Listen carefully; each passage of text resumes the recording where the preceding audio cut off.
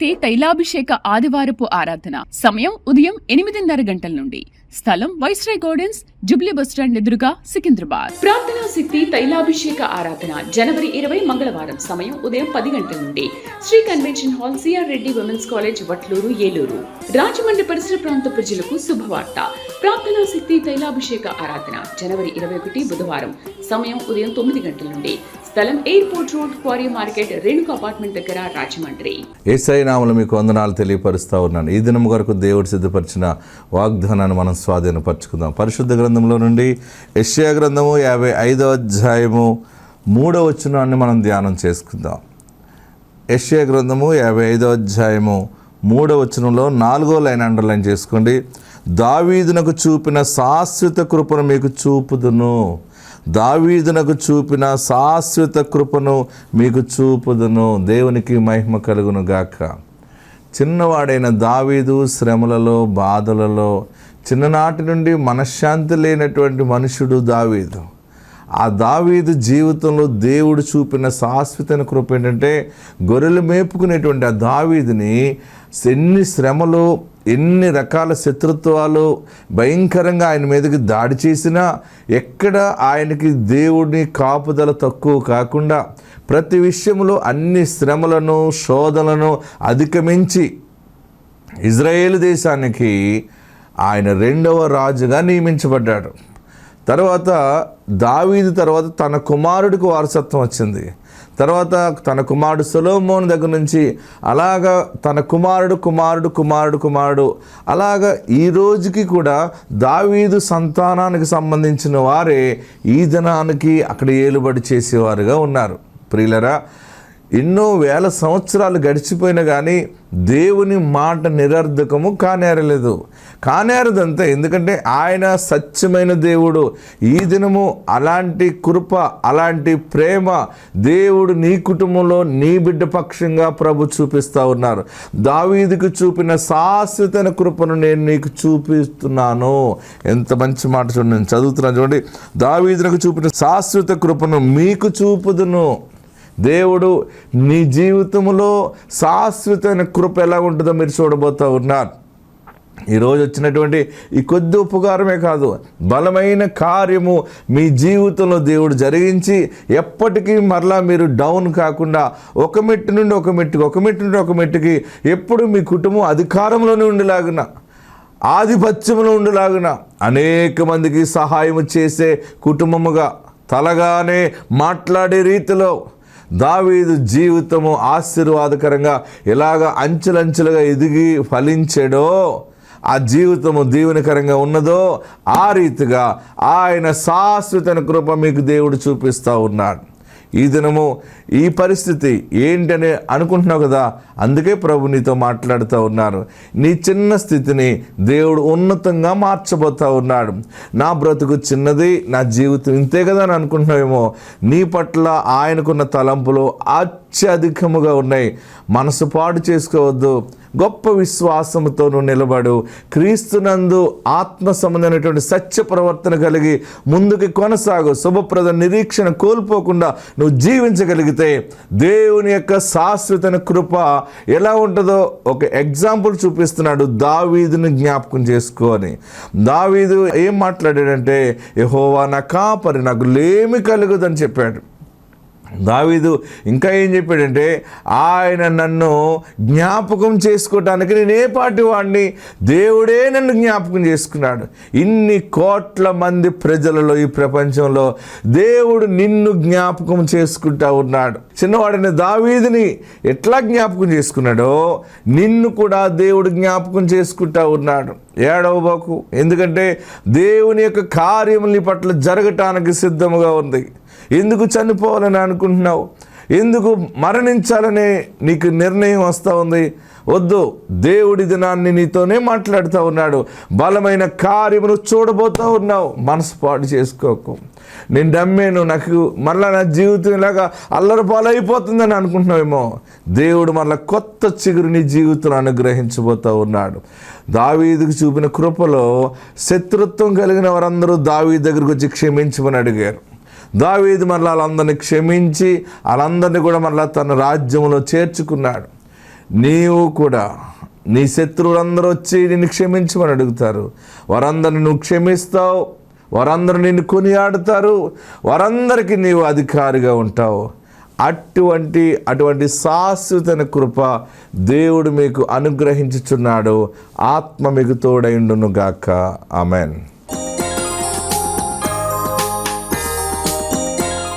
వాక్య భాగంలోకి వెళ్దాం. కొద్ది నిమిషాలు దేవుని వాక్యాన్ని ధ్యానం చేసుకుందాం. యెషయా గ్రంథము 54వ అధ్యాయము 12వ వచనం చదువు సహాయం చేయండి. గత కాలంలో 11వ వచనం మీద దేవుడు మనకి అద్భుతమైన సందేశాన్ని అనుగ్రహించాడు. ఈ దినము 2వ సందేశం. అందులో యెషయా గ్రంథము 54వ అధ్యాయము 12వ వచనం. మాణిక్యమణులతో చూడండి, మాణిక్యమణులతో నీ కోట కొమ్ములను సూర్యకాంతములతో నీ గుమ్మములను కట్టుదును ప్రశస్తమైన రత్నములతో నీకు సరిహద్దులు ఏర్పరచుదును. ఆమేన్. దేవుడి దినాన్ని నీతో మాట్లాడుతున్న గొప్ప మాట. ఈ వాగ్దాన గొప్ప బలమైన ఆశీర్వాదము నీకే. మాణిక్యమణులతో నీ కోట కొమ్ములను కట్టుదును. ఆమేన్. నీకంటూ ఒక కోట ఉంటుంది. కోట అనేది మనకు తెలుసు కదా. కోట నీ ప్రాకారము. ఆమేన్. హల్లెలూయా చెప్పండి.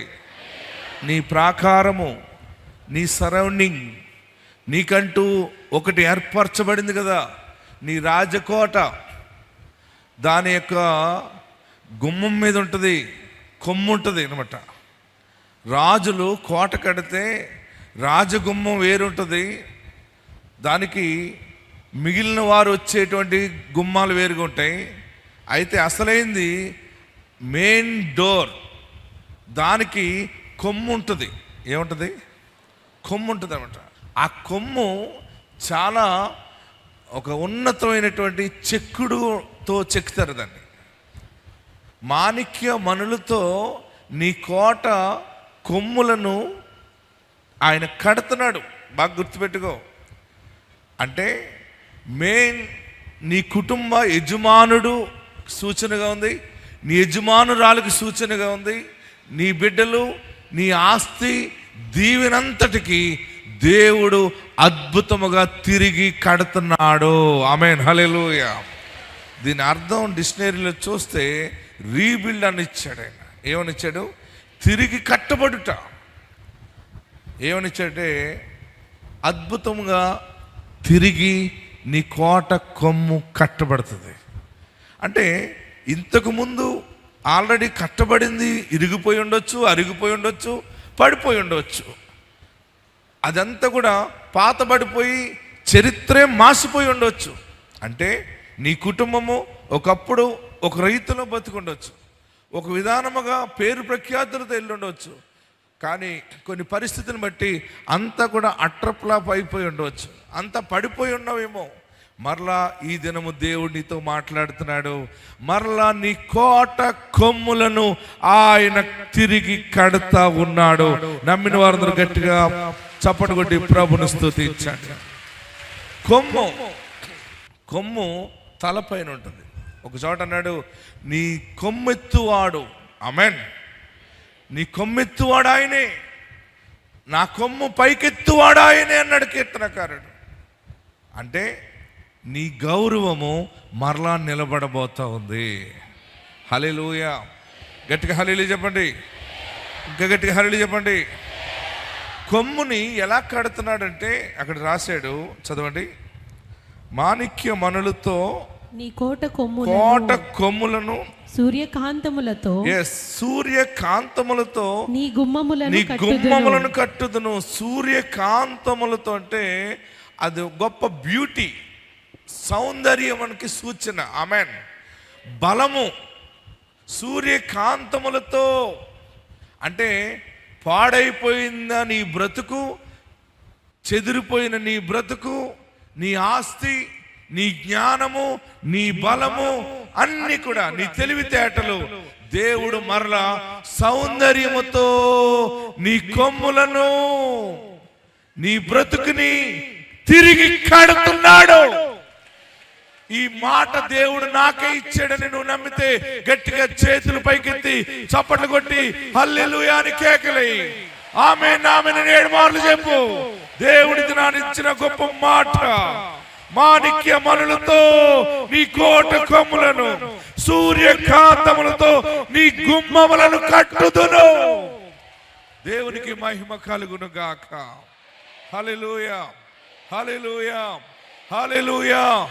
నీ గుమ్మము, నీ ద్వారము, ఆమేన్, నీ కొమ్ము, నీ ఘనత అంటే రక్షణకి, దానినే రక్షణ శృంగము అంటారు. ఏమంటారు? కీర్తనకాడు అంటాడు, నా రక్షణ శృంగమా అంటే నా కోట కొమ్ము నీవై ఉన్నావు. ఆమేన్. ఈ దినము దేవుడు నీ కోట కొమ్ములను కడతాను అంటున్నాడు ఆయన. ఆమేన్. అంటే నీ జీవితంలో సర్వ సమృద్ధి అయినటువంటి కుటుంబ పోషణ, దీవెన, ఆరోగ్యముతో, పేరు ప్రఖ్యాతులతో నీ తలపైకి ఆయన పైకెత్తుతున్నాడు. గట్టిగా చప్పటి కొట్టి ప్రభుని స్తుతించాడు. రెండవది సూర్యకాంతములతో. ఆమేన్. దీన్ని సూర్యకాంతములతో, సూర్యకాంతములతో నీ గుమ్మములను కట్టుదును. గుమ్మము, సూర్యకాంతం అంటే నీ ద్వారము, నీ గుమ్మములు. దేవుడు నీకు ఇచ్చిన ఆధారము. ఉద్యోగమా, వ్యాపారమా, పాడ, పంట, ఏదైతే ఇన్కమ్ సోర్స్, ఏ రీతిగా ఆదాయం వస్తే నువ్వు బ్రతుకుతున్నావో దానిని దేవుడు అందమైన ద్వారముగా మారుస్తున్నాడు. రెండవది అక్కడ రాశాడు స్ట్రెంగ్త్ అని రాశాడు, తర్వాత ప్రొటెక్షన్ అని రాశాడు. దాని మీనింగ్, దాని అర్థాలు ఎన్ని రకాలుగా వస్తాయంటే, అంటే దేవుడు నీ ద్వారానికి ఏ అపాయము కలగకుండా, నీ డోరు మూయబడకుండా, నీ డోరు కూలిపోకుండా, నీ గుమ్మము కదిలిపోకుండా దేవుని ఆత్మ చేత ఆ ద్వారమును బలపరుస్తున్నాడు. నమ్మిన వారందరూ ఎలుగెత్తి గట్టిగా చప్పట్లు కొట్టి ప్రభుని స్తుతించండి. సూర్యకాంతములతో నీ గుమ్మములను తిరిగి కడతాను. ప్రమోషన్ రాబోతుంది మీ కుటుంబంలో, నీ ఆస్తిలో ప్రమోషన్ రాబోతుంది, నీ పంటలో దీవెన చూడబోతున్నావు. అన్ని రకాలుగా వచ్చే ఆదాయము ఇక ఆగనే ఆగదు. నీకు వచ్చే రాబడి బలముగా ఉంటుంది, దానిని ఎవడు ఆపలేడు. ఆమేన్. సూర్యకాంతం అంటే సౌందర్యముతోను, బలముతోను, కాపుదలతోటి కడతాడంతే. ఇంకా నిన్నెవడు కూల్చగలడు? మీరు అనొచ్చు, ఎవడరా నన్ను కూల్చేది అనొచ్చు. బలమైన దేవుడు నీ పక్షముగా ఉన్నాడు. ఆమేన్. హల్లెలూయా. ఏ అప్పులు, ఏ రోగము, ఏ అన్యాయము నిన్ను ముంచుతాదే, నిన్ను బయటికి తీసుకొచ్చే బలమైన దేవుని హస్తము నీకు తోడుగా ఉన్నది. గట్టిగా చప్పట్లు ప్రభువుని స్తుతించండి. ఏ ఆర్థిక దరిద్రత నిన్ను కృంగదీయలేదు, ఏ బలహీనత నిన్ను కృంగదీయలేదు. నీవు నమ్మిన వాడు యెహోవా బలమైన వాడు, యేసు బలమైన వాడు. నీ దీపము ఆగదు, ఆర్పదు. ఆయన వెలిగించాడు. ఎంత సుడిగాలి వచ్చినా, ఎంత పెను తుఫాను వచ్చినా, అందరూ ఒకటైపోయిన ఒంటరి అయిపోయినా అక్కడే నేను 10,000 వెలుగుగా మారుస్తున్నాడు. హల్లెలూయా. దేవునికి మహిమ కలుగును గాక.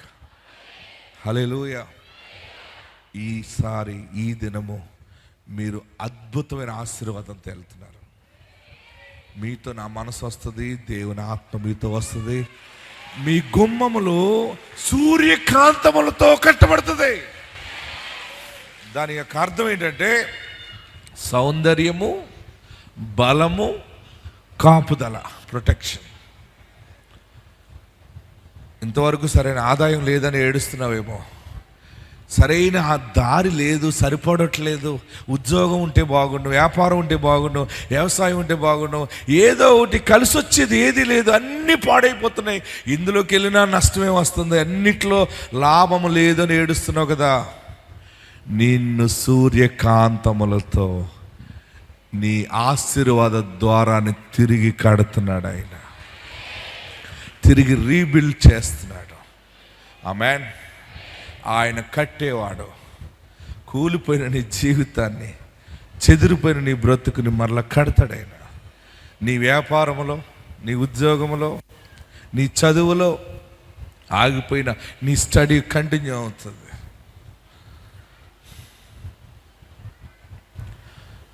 ప్రియులరా, మనం అనుకుంటే కొన్ని సమయాలు మనం చదవాలని ఉంటుంది. నేను కూడా చదవాలనుకున్నప్పుడల్లా నాకు చిన్ననాటి నుండి ఎక్కువ కష్టాలు. నాకు అంటే నా తల్లిదండ్రులని వాళ్ళ ఇన్కమ్ ఏంటి, వాళ్ళు ఎంత బాధపడుతున్నారు, వాళ్ళకి ఏమున్నాయో నేను కాన్వెంట్కి రెండో తరగతిలో వెళ్ళినప్పటి నుంచి గమనిస్తూ ఉండేవాడిని. నా కాన్వెంట్ ఫీజు 10 రూపాయలు. ఎంత? నా కాన్వెంట్ ఫీజు 10 రూపాయలు. 10 రూపాయలు మా నాన్నగారు ఎలా ఇచ్చేవారంటే, నాన్నగారు ఫీజు కట్టమన్నారండి అంటే, ఆరాధనలో వచ్చిన చందా డబ్బులన్నీ ఒక పొట్లం కట్టి 10 రూపాయలు, 20 పైసలు, పావలాలు, 10 రూపాయలు ఇంత పొట్లం కట్టి నా బ్యాగ్లో మూలను పెట్టి, ఇది పట్టుకెళ్ళి మీ స్కూల్ టీచర్కి, కాన్వెంట్ టీచర్ కట్టి, నేను వెళ్ళి ఇదిగో మా ఫీజు అని కట్టి, నేను ఇచ్చింది నన్ను నిలబెట్టి ఆ స్కూల్ మాస్టర్ లెక్కెట్టుకునేవాడు. ఈ చిల్లరంతా ఎక్కడ వచ్చిందిరా బాబు అనేవాడు. నేను అనేవాడిని మా చర్చిలో వచ్చినాయండి అనేవాడిని. ఆమేన్, హల్లెలూయా. ఆ చిల్లరకి ఆ కొంచెము ఆ ఆదివారం వచ్చిన డబ్బులన్నీ ఇచ్చేవాడు నాన్న. సోమవారం కట్టేవాడిని. నాకు బాధ అనిపించేది. మళ్ళీ 2వ తరగతి 3వ తరగతి లేక నన్ను చదివించాలి, అన్నయ్యని చదివించాలి, అక్కని చదివించాలి, మా ముగ్గురికి ఫీజులు కట్టాలి. అప్పుడు నేను కాన్వెంట్ మానేశాను. కాన్వెంట్ మానేసి గవర్నమెంట్ స్కూల్కి, నాకు నేనుగానే గవర్నమెంట్ స్కూల్కి మార్చుకున్నాను. మా నాన్నగారు అడిగారు, ఎందుకు అలా మారేవంటే, మనం ఇబ్బందిగా ఉంది కదండి, పర్లేదు చదువుకుంటాను. 4వ తరగతి నుంచి అందులోకి వెళ్ళి చాలా బాధ చూస్తుండేవాడిని. క్లిష్ట పరిస్థితులు. దేవుని పిలుపుతో నాన్న సేవ చేస్తూ ఉండేవాడు. మాకు ఎవరైనా ప్రార్థన పెడితే, ఒక రాత్రి కూటం పెట్టారనుకోండి, ఈది కూటం అంటే అందరూ పాస్టర్ గారు మీ ఫ్యామిలీ భోజనాలు అక్కడే అనేవారు. భోజనానికి వెళ్ళిపోయేవాళ్ళు, ప్రార్థన పెట్టేవారు, మైక్ తెచ్చేవారు. మైక్ సౌండ్ సిస్టమ్ ఉండేది కదా, వాడు ఆ మైక్ పెడితే 20 రూపాయలు తీసుకున్నాడు. ఒక రాత్రి 8:30 గంటలకి ప్రార్థన ప్రారంభమైతే రాత్రి 1 గంట వరకు ప్రార్థన జరిగేది. ఎన్ని గంటల వరకుని? మా నాన్నగారు, మేము పాటలు పాడేవాళ్ళం, నాన్న వాక్యం చెప్పారు, 1:30 2 గంటలు వాక్యం చెప్పారు. సువార్త ప్రకటిస్తే వారు ప్రార్థన పెట్టుకున్న వాళ్ళు ఏం తెచ్చేవారంటే, ఒక 2 కేజీలు బియ్యం పెట్టేవారు అక్కడ. అన్నీ 2 కేజీలు బియ్యం, ఒకరు 10 రూపాయలు పెట్టేవారు, లేకపోతే 20 రూపాయలు పెట్టేవారు. అందులో అలాగ పొడవుగా గుచ్చేవారు. అందులో ఆరాధన అయిపోయింది, ప్రార్థన ఇంటికి వెళ్ళిపోయాక ఈ మైక్ వేసినవాడు పొద్దుటే వచ్చేసేవాడు మా ఇంటికి. మేము టిఫిన్ తినేటప్పటికి వచ్చేవాడు, పాస్టర్ గారు వందనాలండి, మైక్ డబ్బులు ఇస్తారా అనేవాడు. ఆ 20 రూపాయలు ఆడికి ఇస్తే ఆడట్టుకు వెళ్ళిపోయేవాడు. ఇంకెక్కడుండి ఎలాగ చదవాలి, ఎలాగ ఇవన్నీ నడిపించాలి? నేను ప్రార్థన చేశాను, బాధ్యతగా నేను గమనిస్తూ ఉండేవాడిని. అంటే కొన్ని సమయాల్లో మనం మంచి ఎడ్యుకేషన్ తీసుకోవాలనుకున్నప్పుడు మనం పరిస్థితులు బాగుగా లేక ఆగిపోవాల్సి వస్తుంది. తర్వాత హై స్కూల్కి వెళ్ళాను, తర్వాత కాలేజీకి వెళ్తే కాలేజీ ఫీజు చాలా కష్టమైపోయేది, ఎగ్జామ్స్ రాయనివ్వలేదు. అప్పుడు మరలా ఇంటర్మీడియట్లో నా స్టడీ ఆఫ్ చేశాను. మరలా నాకు ప్రేరేపణ కలిగి మరలా నేను సిద్ధపడి మళ్ళీ స్టడీ కంటిన్యూ చేశాను. మళ్ళీ కొంత దూరం వెళ్ళాను. మరలా నా స్టడీ నేను థియాలజీ చేస్తున్నప్పుడు మళ్ళీ మధ్యలో ఆగిపోవాల్సి వస్తుంది. మళ్ళీ సిద్ధపడి ప్రార్థన చేసుకుని మళ్ళీ ఎదురుకెళ్ళి అక్కడితోటి గ్రాడ్యుయేషన్ అయిపోయింది. అక్కడితోటి ఆగలేక నాకు చదవాలని ఉంది, నా దారి ముందుకెళ్ళాలంటే ఇబ్బందిగా ఉంది. మళ్ళీ కొంతకాలం గ్యాప్ ఇచ్చి మళ్ళీ నేను ఇంకొక డిగ్రీ చేయడానికి ముందుకెళ్ళాను. మళ్ళీ ఆఫ్ చేసి మళ్ళీ ఆగి మళ్ళీ ఇంకో డిగ్రీ చేశాను. దేవుని కృప నా పక్షంగా ఉంది. దేవుడు నన్ను నేను ఏం చదువుకోవాలో ఎలా చదువుకోవాలో అంతవరకు దేవుడు తీసుకెళ్ళాడు. అన్నిటికంటే ప్రాముఖ్యమైనది ఆయన తిరిగి నా కోట కొమ్ములను తిరిగి కట్టాడు. ఈ సౌందర్యము, ఈ బలమైన ఆత్మ, ఈ శక్తితో నేను మీ మధ్యకు వచ్చి వాక్యం బోధిస్తూ ఉన్నాను. ఆగిపోదని, ఇది ఆగిపోయింది అనుకుంటున్నామేమో, తిరిగి కడతాడు ఆయన. బాగుంది అనుకుంటున్నామేమో, బాగుగా ఉన్న జీవితం అంతా పాడైంది అనుకుంటున్నామేమో, వచ్చే ఆదాయం ఆగిపోయింది అనుకుంటున్నామేమో, మళ్ళీ వెనక్కి బ్యాక్ అయిపోయాం అనుకుంటున్నామేమో. ఎక్కడికి వెళ్ళి ఎక్కడ వెనక్కి వెళ్ళినా ఈరోజు నీకు ఇస్తున్న మాట ఏంటంటే, నీ కోట కొమ్ములు పైకి తిరిగి బలముగా కడుతున్నాడు. హల్లెలూయా. గట్టిగా హల్లెలూయా చెప్పండి, ఇంకా గట్టిగా హల్లెలూయా చెప్పండి. మొన్న ఒక పెద్ద వ్యక్తి అన్నాడు, ఇషాక్ గారు, దేవుడు మిమ్మల్ని ఎంత స్థాయిలో పెట్టాడండి అన్నాడు. ఏమండి అన్నాను, మీ పేరు చెప్పుకుని మా పిల్లల సంబంధాలకి మేము చెప్పుకుంటున్నాం, మీరు ఎవరి తాలూకా అంటే మాకు మీరు అంత దగ్గర కాకపోయినా కానీ ఇసాక్ మాస్టర్ గారు వాళ్ళ తాలూకా అని చెప్పుకుంటున్నామని అన్నాడు. ఆగిపోయిన నా కోటని దేవుడు తిరిగి కొమ్ముగా నిలబెట్టాడు. ఆమేన్. మనమంతా యేసు రక్తములో కుటుంబముగా ఉన్నాము. మా ఇంటి పేరు, రెడీగా ఉన్నారా? పక్కింటి పేరు, ఎదురింటి పేరు కల్వరికొండ, మావాడ పేరు సియోను. మనం అంతా యేసు రక్తంలో కడగబడ్డవాళ్ళం. ఆమేన్. దేవుడి దినాన్ని నీకు ఇస్తున్న గొప్ప మాట ఏంటంటే, నీ బిడ్డ చదువు ఆగిందని అనుకోవద్దు, మళ్ళీ నీ బిడ్డ చదువు చిగురవుతుంది. ఆమేన్. నువ్వు ఎలా బ్రతకాలి, నీ లైఫ్ స్టైల్ ఏంటి, అన్నీ దేవుడు నీ మీద నువ్వు ఆనుకున్నప్పుడు తిరిగి నిన్ను కడతాడు ఆయన. పోయిన ఆస్తి తిరిగిస్తాడు, పోయిన జ్ఞానము, అందము, సౌందర్యము తిరిగి వస్తుంది. ఆయన ఇచ్చాడంటే సడన్గా వచ్చేస్తుంది అంతే. మీరు భయపడకండి, దేవుడు మీకు తోడై ఉన్నాడు. దేవుడు మీకు తోడై ఉన్నాడు. ఎక్కడున్నవారు అక్కడ లేచి నిలబడి హల్లెలూయా. ఎక్కడున్నవారు అక్కడ రెండు చేతులు పైకెత్తి, యేసయ్యా నువ్వు నాకు కావాలి, ఇంతగా దీవించే దేవుడు, నిన్ను వదిలి నేను బ్రతకగలనా బాబు, నీ ఉంటే ఈ లోకములో నాకు చాలయ్యా, నీ మాట చాలు బాబు, నీ మాట చాలు. ఈరోజు నీ దాసుని ద్వారా మాట్లాడావు, నా బ్రతుకుకు మించిన ఆశీర్వాదమే ప్రకటించావు. ఎందుకంటే నువ్వు చాలా కాస్ట్లీ దేవుడు, నువ్వు చాలా భాగ్యవంతుడైన దేవుడు, నీవు మహా అద్భుతమైన ధనవంతుడవు బాబు. పేదరాల్ని, పేదవాడిని, నా జీవితాన్ని మాణిక్యమణులతో కట్టాలని అనుకున్నావా? నీ ప్రేమ ఎంత గొప్పదయ్యా. అందరు ఎక్కడున్నవారు అక్కడ రెండు చేతులు పైకెత్తి, యేసు ప్రేమ అంత గొప్పది. భూలోకంలో భాగ్యం ఇస్తాడు, నీ పాపాన్ని క్షమించి నీకు రక్షణ మార్గాన్ని ఇస్తాడు, పరలోక భాగ్యం ఇస్తాడు. ఏడవబోకు. ఏమీ లేదని ఏడుస్తున్నావా? మోసపోయానని ఏడుస్తున్నావా? అన్నీ పోయినాయి, కోల్పోయాను, అందమంతా పోయింది, నా శరీరం అంతా ఏంటో తెలియని అందహీనత వచ్చింది, వస్తుంది, నా తల వెంట్రుకలన్నీ రాలిపోతున్నాయి, నా స్కిన్ అంతా కూడా డ్యామేజ్ అవుతుంది. ఏడుస్తున్నావా? మరలా కడుతున్నాడు ఆయన. ఆయన సూర్యకాంతములతో నీ శరీరాన్ని కడుతున్నాడు ఆయన. నీ మార్గమును, నీ ద్వారాన్ని, సమస్తాన్ని రీబిల్డ్ చేస్తున్నాడు ఆయన.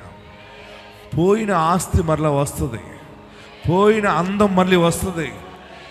కోల్పోయిన ప్రతీదీ పొందుకుంటావు. తాత ముత్తాతల దగ్గర నుంచి పోయినంతా నీ తరములో దేవుడు ఇవ్వబోతున్నాడు. అందరు గట్టిగా చప్పటి కొట్టి ప్రభుని స్తుతిద్దాం. నమ్మదగిన వాడు, మాణిక్య మణులతో సూర్యకాంతములతో నీ గుమ్మము నీ కొమ్ము పైకెత్తుతా ఉన్నాడు. ప్రార్థనలో ఉందాం. నమస్కరించి నా పాపాలు క్షమించేవాడు నమ్ముతున్నాను. నీ మార్గంలో నేను నడుస్తాను బాబు. నా హృదయాన్ని మార్చుకుంటాను. పాడైపోతుంది అసూయతోటి, స్వార్థంతో నా మనసుని, మలినమైపోయిన నా మనసుని నీ రక్తంతో కడుగు బాబు. నాకు మంచి మనస్సాక్షి అని ప్రార్థన చేయండి. ఈ దినము అభిషేకం ద్వారా ఆశీర్వాదంగా నువ్వు అడుగు పెడతావు. బయటికి నీ కార్యము సఫలం అవటం చూస్తావు. అందరూ ప్రార్థన చేయండి. స్తోత్రం స్తోత్రం.